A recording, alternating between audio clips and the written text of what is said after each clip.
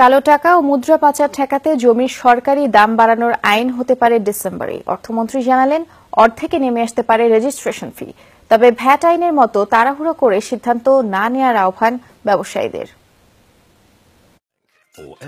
Swiss national ব্যাংকের হিসাব বলছে, সুইজারল্যান্ডে বাংলাদেশিদের আমানতের পরিমাণ গেল এক বছরে 40% বেড়েছে। বিপুল পরিমাণ অর্থ পাচার উদ্বেগ ছড়িয়েছে নীতি নির্ধারকদের মাঝে। কালো টাকা রোধের উপায় খুঁজছে সরকার। অর্থমন্ত্রীর মতে, কালো টাকা বাড়ার প্রধান কারণ জমি নিবন্ধনের সময় মূল্য নির্ধারণে ফাঁকি দেওয়ার সুযোগ নেন অনেকে।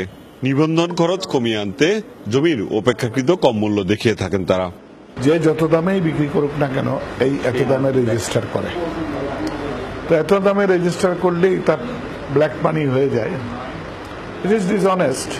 যদি সত্যিকার অনেস্ট হতো তাহলে সে পুরোটাই ডিক্লেয়ার করতো। এ বিষয়ে খুব শীঘ্রই সিদ্ধান্ত নিতে যাচ্ছে সরকার। প্রকৃত দরের সাথে সঙ্গতি রেখে নিবন্ধন ফি নির্ধারণ করতে চায় অর্থ মন্ত্রণালয়।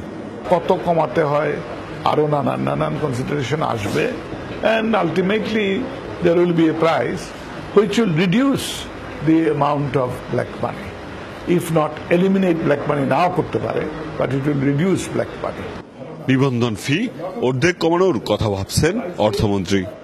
রেজিস্ট্রেশন ফি আমি যেটা এখন নেই, এই যে মার্কেট প্রাইসে সামান্য পয়সা পাই, আমি যদি এটাকে এখন যে ফিক্সড প্রাইস, আমি যদি ইনক্রিজ করি, I should drastically reduce the taxes. তবে তড়িঘড়ি করে নয়, সংশ্লিষ্টদের সাথে আলোচনা করে সময় উপযোগী পদক্ষেপ গ্রহণের তাগিদ ব্যবসায়ী সমাজের।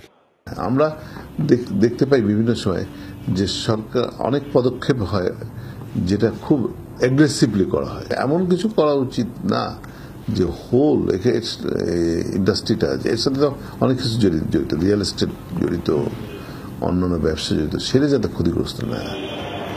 মাহবুবুর রহমান রিপন, যমুনা নিউজ, সিলেট।